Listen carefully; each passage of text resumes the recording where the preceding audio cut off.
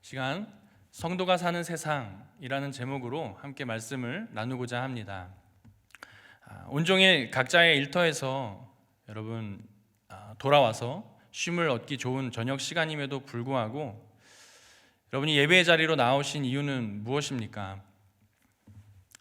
저와 여러분이 이렇게 하나님을 예배하는 자리에 있는 이유는 저와 여러분이 바로 그리스도인이기 때문일 것입니다. 그리스도인을 다른 말로 하면 성도라고 합니다. 성도들이 모여있는 곳이 곧 교회가 되겠죠. 그러므로 성도님들이 예배드리고 있는 바로 그곳이 교회인 줄로 또한 믿습니다. 그렇다면 우리가 살고 있는 이 세상에서 성도라는 존재는 과연 얼마나 인식되어지고 있을까요? 세상의 사람들은 성도라는 것이 어떠한 것인지, 또 어떠한 모양으로 존재하고 있는지 눈치를 채고 있을까요? 성도의 의미는 거룩한 자, 구별된 자라는 뜻을 가지고 있습니다. 거룩과 상관이 있는 거죠. 여러분은 성도이십니까? 라는 이 질문을 좀 다르게 하면 이렇습니다. 여러분은 거룩한 자이십니까? 두 질문은 본질적으로 같습니다만 어느 질문에 대답이 조금 더 쉽습니까? 저는 생각해 보니까 앞에 질문, 성도이십니까? 라는 질문에 대답이 더 쉬움을 느꼈습니다. 거룩한 자이십니까? 라는 질문에는 잠시 머뭇거리게 되는 제 모습을 보게 되었습니다. 혹시 여러분도 거룩이라는 이 단어에 약간의 부담을 느끼고 계시지는 않는가요? 좀 너무 오래전이긴 하지만 과거에 내 안에 너 있다라는 대사로 유명한 드라마가 하나 있었습니다. 박신양 씨와 김정은 씨가 주연하는 드라마였는데요. 검색해보니 2004년에 방영이 되었더라고요. 파리의 연인입니다. 박신양 씨는 부자입니다. 그리고 김정은 씨는 가난한 여인이었습니다. 그리고 두 사람은 연인이었습니다. 그리고 두 사람이 어느 날 부자들이 모이는 파티에 초대되었습니다. 그 자리에서 김정은 씨가 사람들 앞에 나서기를 머뭇거리고 두려워하고 있는 그 모습을 보고 박신양 씨가 김정은 씨를 끌고 나옵니다. 끌고 나오면서 그에게 이렇게 말합니다. 왜 말을 못해? 내 사람이라고 왜 말을 못해? 라고 합니다. 그랬더니 김정은 씨가 무엇라 대답했냐면 이 꼴을 하고 어떻게 그래요? 라고 하는 장면이 기억이 납니다. 이 장면에 좀 지나친 비유를 한번 해보겠습니다. 여러분, 박신양 씨가 남자 주인공이 예수님이시고 여자 주인공이 성도라고 한다면 어떨까요? 드라마의 스토리상 좀 비슷한 맥락에서 우리가 마땅히 성도라고 하나님의 백성이라고 여러분 말할 수 있는 그런 것을 한번 좀 비유해 볼 수 있지 않겠습니까? 예수님이 이렇게 말하는 겁니다. 왜 말을 못해? 하나님의 백성이라고, 성도라고, 거룩한 자라고 왜 말을 못해? 라고 하는 거죠. 우리는 왜 말을 못할까요? 그 이유는 무엇일까요? 거룩이라는 말을 지켜내기에 부담스럽고 혹은 너무도 무거운 책임감을 느끼기 때문일 것입니다. 그럼에도 성경은 거룩이라는 말이 많이 등장합니다. 하나님의 명령에도 거룩하라 말씀하는 명령이 있죠. 특별히 레위기서를 통해 살펴보면 하나님께서 거룩할 것을 강조하고 있습니다. 거룩은 하나님의 성품이고 속성이기 때문입니다. 우리가 이미 잘 알고 있지만 거룩이라는 이 단어 히브리어로 카데시라고 합니다. 그리고 구별되다라는 뜻을 담고 있죠. 구별되어진 순수와 순결의 결정체로서의 의미를 갖고 있습니다. 모세 앞에 나타난 하나님의 모습을 한번 생각해 보겠습니다. 떨기나무 아래에서 하나님이 모세에게 말합니다. 내가 선 땅은 거룩한 곳이니 내 신을 벗으라. 그 땅은 거룩한 곳이었습니다. 그렇다면 하나님이 처음 창조하셨을 때부터 그 땅을 거룩하게 창조하셨을까요? 그렇지 않죠. 그 땅에 하나님이 계셨기 때문입니다. 그 순간 그 땅에 하나님이 계셨기 때문에 그 땅은 거룩한 곳이 되었습니다. 하나님이 계신 곳은 거룩합니다. 결국 우리의 거룩은 하나님 없이는 생각할 수 없습니다. 거룩의 본질은 하나님과의 관계를 통해서만 정의할 수 있습니다. 다시 오늘의 본문으로 돌아와서 베드로 전후서는 베드로가 소아시아 지역에 있는 성도들, 그리스도인들을 향하여 쓴 서신서입니다. 간략하게 정리하면 이렇습니다.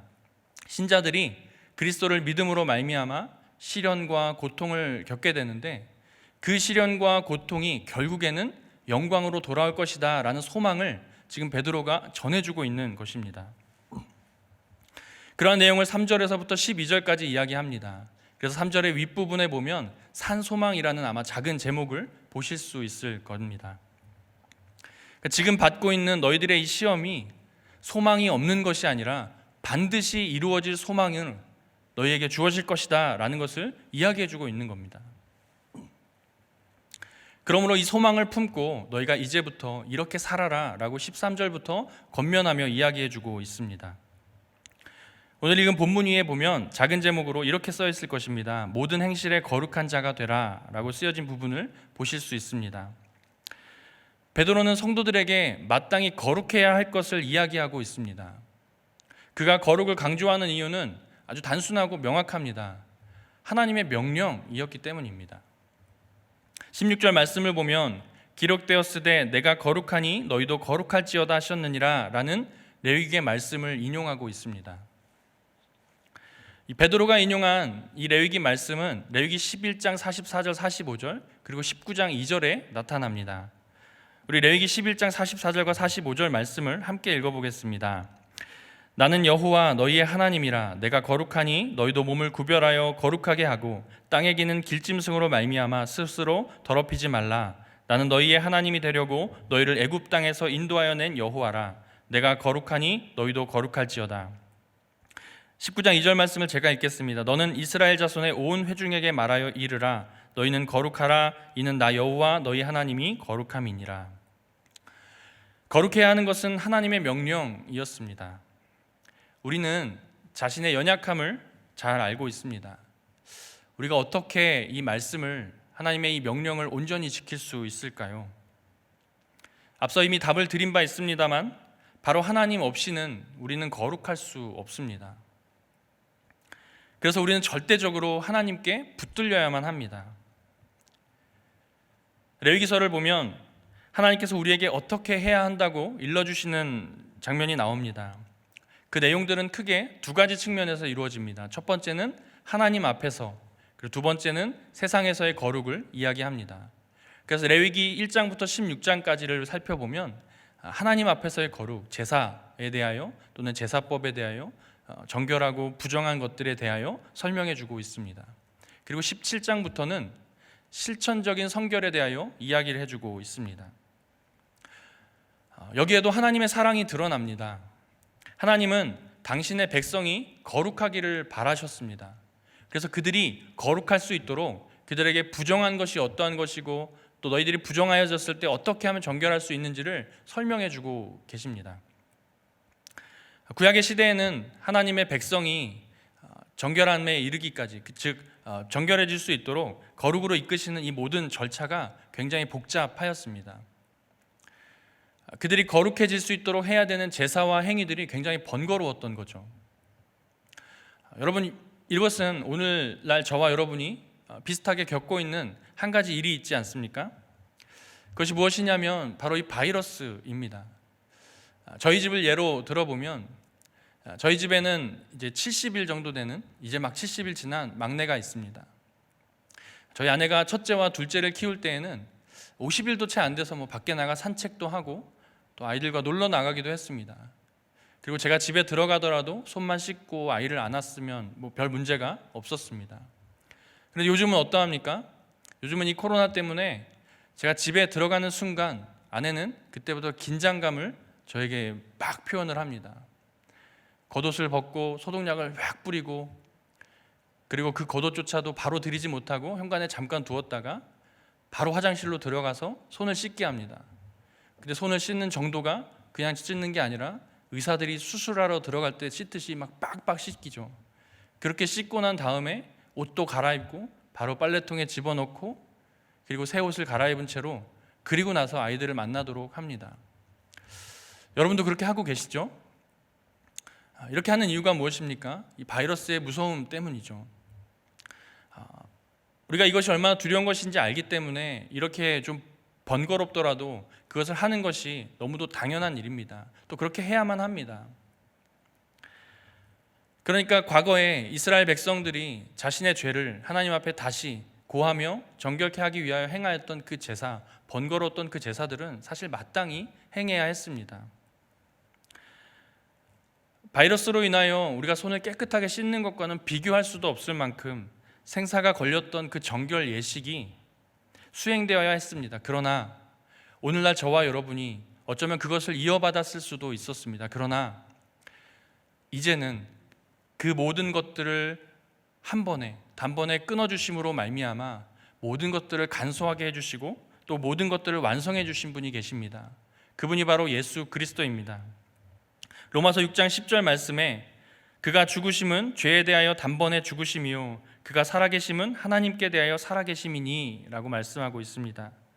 그리고 히브리서 10장 10절 말씀입니다. 우리 말씀을 같이 함께 한 목소리로 읽어보겠습니다. 시작. 뜻을 따라 예수 그리스도의 몸을 단번에 들이심으로 말미암아 우리가 거룩함을 얻었노라. 자막은 준비되지 않았지만 베드로전서 3장 18절에도 이렇게 말씀하고 있습니다. 그리스도께서도 단번에 죄를 위하여 죽으사 의인으로서 불의한 자를 대신하셨으니 이는 우리를 하나님 앞으로 인도하려 하심이라. 육체로는 죽임을 당하시고 영으로는 살리심을 받으셨으니. 우리 주님이 단번에 우리의 죄를 대신 지어주시고 그로 말미암아 우리가 살아나고 거룩하여졌다라고 말씀하고 있습니다. 이러한 예수님의 공로로 말미암아 저와 여러분이 하나님의 백성이 되고 성도가 된 줄로 믿습니다. 이렇게 저와 여러분은 하나님 앞에 또 세상의 사람들 앞에 성도가 되고 또 교회가 되었습니다. 그런데 문제는 세상의 사람들도 성도가 무엇이고 교회가 무엇인지 잘 알고 있다는 사실입니다. 그래서 세상의 사람들에게 교회가 무엇이다, 성도가 무엇이다 라는 정의를 이야기하는 것은 이제는 일절 먹히지가 않습니다. 모두가 바라고 원하는 것은 그래서 너희가 어떻게 할 것인데 라는 겁니다. 그래 너희들이 성도라고 말한다면, 너희들이 교회라고 말한다면 그래서 너희들이 어떻게 살 것인데, 교회가 어떻게 할 것인데 라는 질문을 우리에게 던진다라는 거죠. 거룩의 정의만 내세우기보다 거룩한 자들이 어떻게 행하는가, 그것을 그들은 알고자 함입니다. 그리고 우리 또한 그것을 보여주는 것이 세상의 질문에 대답하는 것이고, 이것이 또한 마땅히 하나님이 원하시는, 하나님이 바라시는 모습인 줄로 믿습니다. 신앙의 연차가 아무리 오래 쌓여도 제 안에는 여전히 죄성이 가득함을 느낍니다. 어느 책에 보니까 이러한 내용이 있었습니다.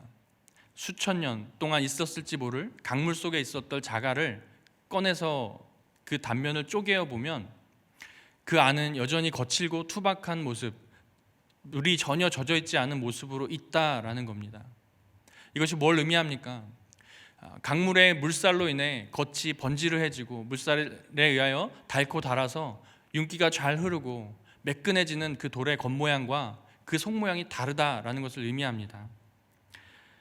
이야기의 정황상 강물 속에서 오랜 시간 있다 보면 그 겉모양처럼 속의 것도 똑같이 젖어 있어야 함에도 불구하고 그렇지 않다라는 거죠.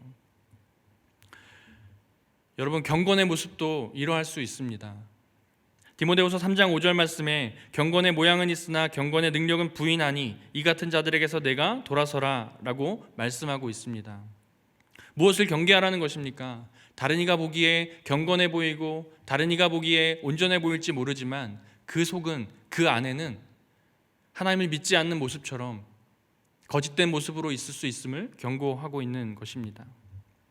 그렇다면 과연 속사람의 경건의 능력은 어디서 어떻게 진실되게 나타날 수 있을까요? 우리 말씀을 한 구절 보겠습니다. 요한복음 3장 16절 말씀입니다. 너무도 잘 아는 말씀인데요, 우리 한 목소리로 한번 읽어보겠습니다. 하나님이 세상을 이처럼 사랑하사 독생자를 주셨으니 이는 그를 믿는 자마다 멸망하지 않고 영생을 얻게 하려 하심이라. 하나님이 사랑하신 세상입니다. 하나님의 마음, 하나님의 관심은 어디에 있는 것입니까? 바로 세상에 있다라는 거죠. 그러므로 하나님이 사랑하신 그 세상을 하나님의 나라, 그분의 나라로 세워가는 것, 그것이 바로 성도가 이 땅 가운데 행해야 될 가장 큰 소명인 줄로 믿습니다. 레위기 19장과 그리고 베드로전서에서 구체적으로 그 방법을 알려주고 있습니다. 그 방법은 바로 세상 속에서 이웃과 함께 그 이웃 앞에서 거룩하게 살라라는 것입니다. 이 거룩이라는 단어가, 이 두 글자 단어가 모호하게 비춰지는 것이 아니라 세상의 사람들이 거룩이 뭔데, 거룩하게 사는 것이 어떤 것인데 그것에 대해 전혀 알지 못하는 것이 아니라 그것이 드러나고 나타내져야 한다라는 것을 이야기해 줍니다. 레위기 19장부터 한번 살펴보겠습니다. 레위기 19장의 10절 말씀에 가난한 사람과 거류민을 위하여 버려두라 라는 말씀이 있습니다. 이것은 뭘 의미합니까? 곡식을 거둘 때에 다 거두지 말고 가난한 이들을 위하여 남겨두라 라는 것입니다. 즉 이웃을 생각하는 거죠. 내가 먹을 만큼 가지고 다른 것들은 가난한 이들을 위하여, 거류민들을 위하여 남겨두는 것입니다. 13절 말씀에 이웃을 억압하지 말고 착취하지 말며 품꾼의 삭슬 아침까지 밤새도록 내게 두지 말며 라는 구절이 또한 있습니다. 이웃을 억압하지 말라는 것입니다. 내가 가진 권력으로, 내가 가진 힘으로 나의 이웃을 억압하지 말라는 것입니다. 품꾼의 삭슬 아침까지 밤새도록 두지 말라는 것은 주어야 할 것을 마땅히 주라는 것입니다. 돈을 주어야 되는 사람이 가진 것을 가지고 그것을 이용하는 것이 아니라 마땅히 때가 되었을 때에 주어야 한다라는 거죠. 여기에는 저의 경험이 한 가지 있습니다.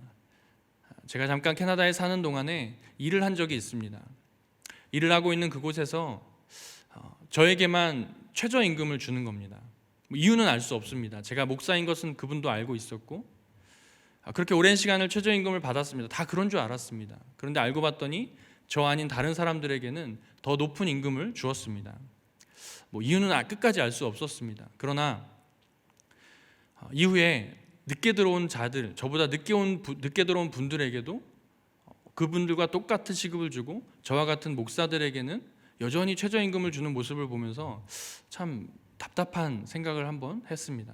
그런데 그 이유가 어땠는지 아직도 알 수 없지만 한 가지 분명한 사실은, 또 확신했던 것은 그분이 그리스도인이 아니었다라는 게 천만다행이었습니다.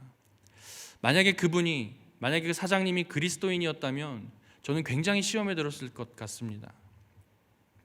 그런 거죠. 주어야 될 것을 마땅히 주어야 함에도 불구하고 주지 않는 것, 그러한 것을 지금 말씀을 통해 이야기하고 경고하고 있습니다. 계속해서 15절 말씀에 재판할 때에 불의를 행하지 말라 이야기합니다. 또 17절에 형제를 미워하지 말며 이웃을 견책하라 라는 구절의 말씀 또한 있습니다. 이런 것처럼 거룩하라 말씀하시고 실천적으로 세상의 이웃들과 함께할 것을 성경은 분명하게 말씀하고 있습니다.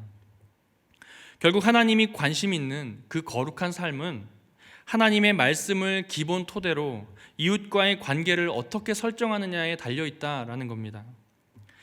하나님이 이스라엘 백성들에게 이렇게 말씀하신 이유는 19장 33절과 34절에 나타납니다. 우리 한 목소리로 한번 읽어보겠습니다. 거류민이 너희의 땅에 거류하여 함께 있거든 너희는 그를 학대하지 말고 너희와 함께 있는 거류민을 너희 중에서 나은 자같이 여기며 자기같이 사랑하라. 너희도 애굽 땅에서 거류민이 되었었느니라. 나는 너희의 하나님 여호와니라. 무엇을 이야기합니까? 너희도 그러한 적이 있었다라는 겁니다. 이스라엘 백성 너희도 거류민이었던 적이 있지 않았느냐라는 거예요. 이는 베드로전서 역시 동일하게 나타납니다. 2장 이후에 베드로는 서신을 통해 어떻게 살아갈 것인지를 이야기해주고 있습니다. 구체적으로 언급하고 있습니다. 2장 11절부터 17절 말씀인데요, 제가 한번 읽겠습니다. 사랑하는 자들아, 거류민과 나그네 같은 너희를 권하노니 영혼을 거슬러 싸우는 육체의 정욕을 제어하라. 너희가 이방인 중에서 행실을 선하게 가져 너희를 악행한다고 비방하는 자들로 하여금 너희 선한 일을 보고 오시는 날에 하나님께 영광을 돌리게 하려 함이라. 인간의 모든 제도를 주를 위하여 순종하되 혹은 위에 있는 왕이나 혹은 그가 악행하는 자를 징벌하고 선행하는 자를 포상하기 위하여 보낸 총독에게 하라. 곧 선행으로 어리석은 사람들의 무식한 말을 막으시는 것이라. 너희는 자유가 있으나 그 자유로 악을 가리는 데 쓰지 말고 오직 하나님의 종과 같이 하라. 무사람을 공경하며 형제를 사랑하며 하나님을 두려워하며 왕을 존대하라. 그리스도인들이 살아가야 될 그 땅에서 어떻게 살아가야 할 것인지, 또 무엇을, 어떠한 관점을 가지고 살아가야 할 것인지 이야기해주고 있습니다. 마지막 17절에 무사람을 공경하며 형제를 사랑하며 하나님을 두려워하며 왕을 존대하라 이야기하는 것처럼 이웃과 가까이 하라는 것입니다. 거룩한 삶이 바로 그러한 것이다 라는 거죠. 계속해서 3장에서는 아내와 남편에게, 그리고 4장에서는 그리스도인이 고난을, 또 그리스도인 때문에, 그리스도인이라는 사실 때문에 고난을 받게 될 것인데, 그것에 대한 권면의 말씀 또한 있습니다. 3장 8절 말씀을 제가 읽겠습니다. 마지막으로 말하노니 너희가 다 마음을 같이하여 동정하며 형제를 사랑하며 불쌍히 여기며 겸손하며 악을 악으로 욕을 욕으로 갚지 말고 도리어 복을 빌라. 이를 위하여 너희가 부르심을 받았으니 이는 복을 이어받게 하려 하심이라. 우리 16절과 17절 말씀을 같이 함께 한 목소리로 읽겠습니다. 선한 양심을 가지라. 이는 그리스도 안에 있는 너희의 선행을 욕하는 자들로 그 비방하는 일에 부끄러움을 당하게 하려 함이라. 선을 행함으로 고난받는 것이 하나님의 뜻일진데 악을 행함으로 고난받는 것보다 나으니라. 아멘. 이와 같은 말씀처럼 무엇을 이야기해주고 있습니까? 너희가 만나고 교제하는 그 이웃들 가운데 선을 행할 것을, 그 이웃들 가운데 선을 행함으로 말미암아 그리스도의 영광을 드러낼 것을 지금 이야기해주고 있습니다. 이 말씀은 저와 여러분이 구원받기 전 죄로 인해 나그네같이 살던 그때, 복음의 기쁨을 알지 못하고 그 맛을 느끼지 못하여 방황하던 그때 그 모습을 떠올리고, 아직 구원에 이르지 못한 이들, 아직 구원에 이르지 못하여 방황하는 이들을 향하여 어떠한 마음을 가지고 어떠한 태도를 가지고 그들을 만나고 그들과 교제해야 하는지를 말씀해주고 있습니다.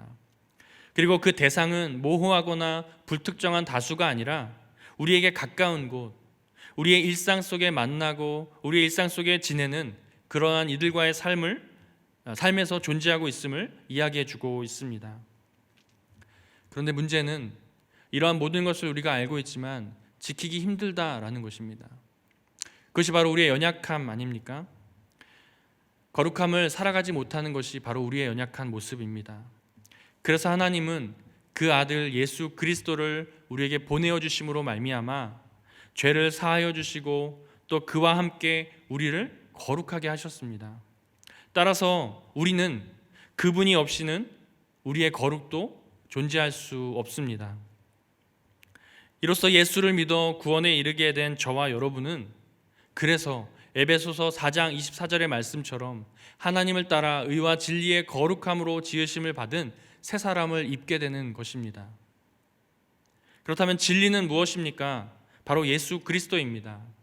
요한복음 14장 6절 말씀입니다. 예수께서 이르시되 내가 곧 길이요 진리요 생명이니 나로 말미암지 않고는 아버지께로 올 자가 없느니라. 예수 그리스도가 바로 진리입니다.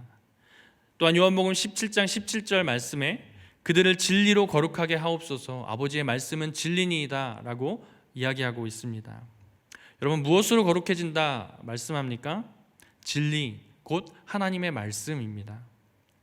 저와 여러분의 거룩은 하나님의 말씀, 즉 성경, 그리고 요한복음 1장에서 증언하고 있는 것처럼 말씀으로 오신 예수 그리스도로 말미암아 이루어지는 것입니다.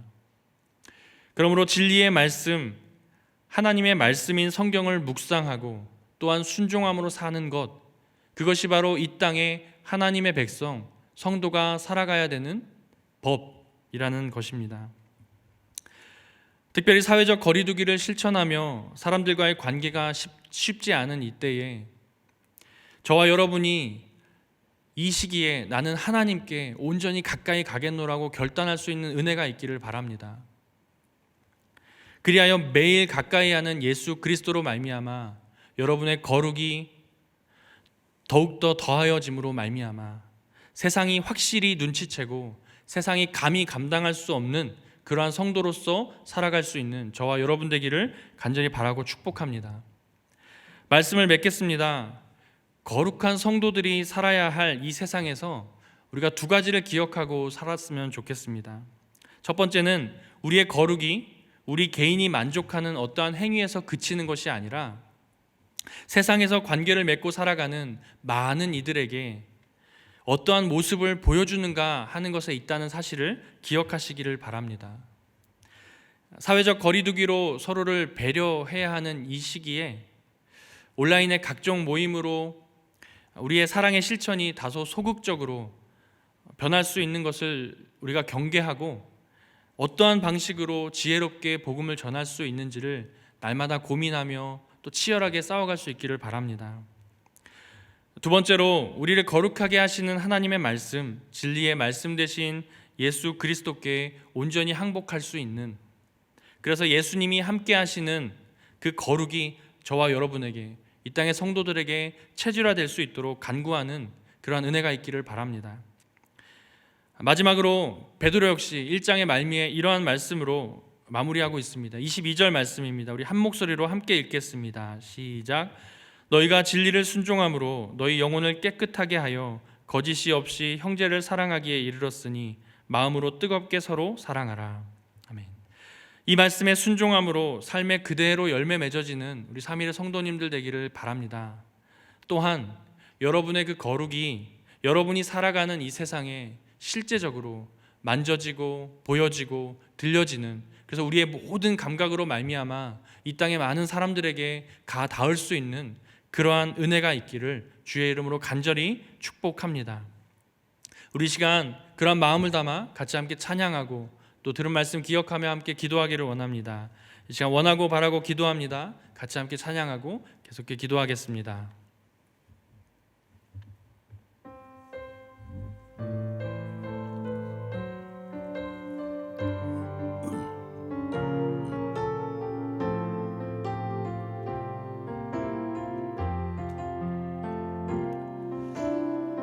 세상을 살아가는 동안에 나의 힘을 의지할 수 없으니 기도하고 낙심하지 말 것을 주께서 참 소망이 되심이라.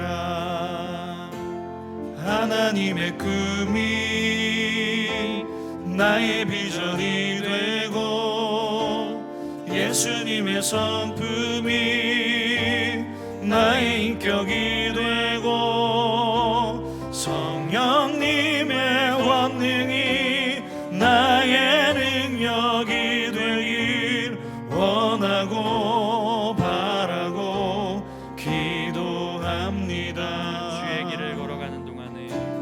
주의 길을 걸어가는 동안에 세상에 것 의지할 수 없으니 감사하고 낙심하지 말 것을 주께서 참 기쁨이 되심이라. 하나님의 꿈이 나의 비전이 되고 예수님의 성품이 나의 인격이 되고 성령님의 권능이 나의 능력이 되길 원하고 바라고 기도합니다. 하나님의 꿈이 나의 비전이 되고 예수님의 성품이 나의 인격이 되고 성령님의 권능이 나의 능력이 되길 원하고 바라고 기도합니다. 우리 찬양의 가사처럼 정말